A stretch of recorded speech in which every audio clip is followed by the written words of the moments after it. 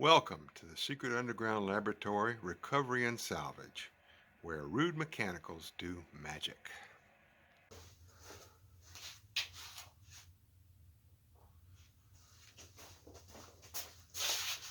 Hello, I'm Bronze Age, Director of the Secret Underground Laboratory, Recovery and Salvage, and today we are going to be engaging in acts of incremental organization. We're at the lighting workstation, which is where I repair lamps, chandeliers, and anything else that glows in the dark.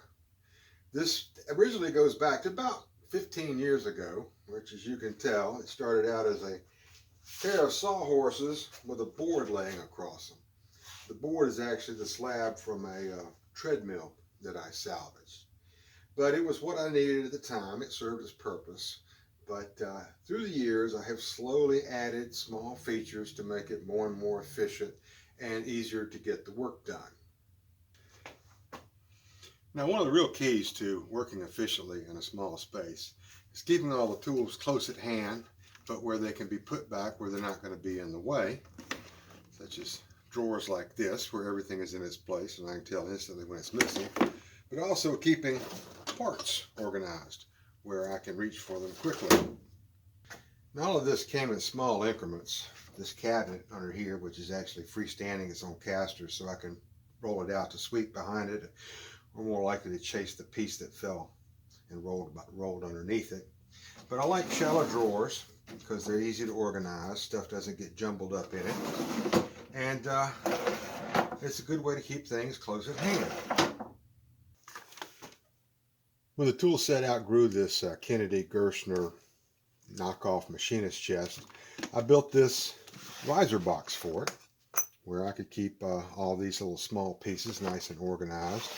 Of course, not everything is nice and organized, but the advantage of shallow drawers is I can see everything that's in the drawer. Maybe one of these days I'll make a liner for it. I'll probably end up making another riser chest to hold it in. But this one has nice little grooves that holds all the pieces in place so they don't get banged up against each other. Now, today's organizational challenge, soldering guns. Now, in the lab, all electrical connections are soldered. It's sort of a minimum standard. Don't trust wire nuts, don't trust crimp connectors, and certainly don't just twist wires together and wrap tape over them. Now, what makes soldering guns so difficult to get organized is the fact that, first off, they're heavy, they're not very well balanced, and they've got a cord. And though everybody in the world is going through cordless tools of one type or another, I have yet to see a cordless soldering gun that will do any work. So, to get this mess cleared up, we've got to come up with a way to deal with the gun and the cord at the same time. And what I'm going to do is throw them upside down like that, and then I'll have this piece of PVC pipe I can just simply tuck the cord into, and it's out of the way. Do the same with the other two. See, that's why I don't like this.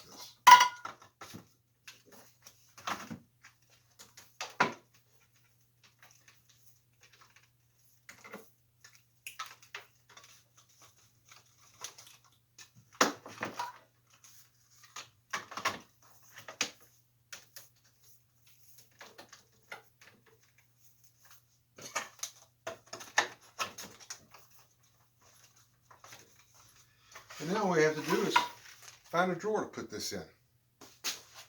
Conveniently, I have one that's not very far away. This drawer is just a simple box, and like all good shop projects, it's made entirely from scrap.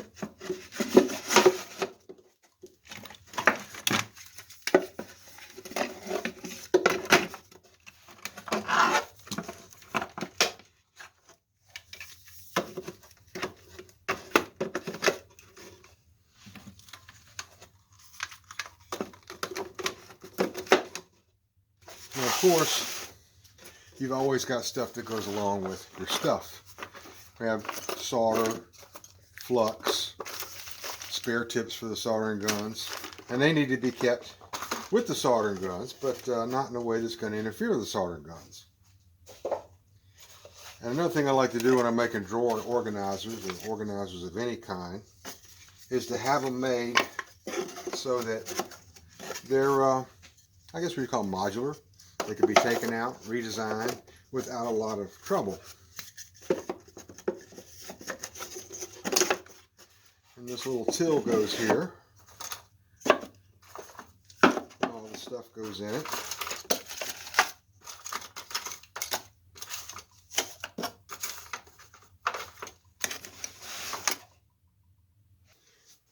Now, one really good side benefit of any organization project is being able to use space that otherwise was inaccessible or just simply going to waste.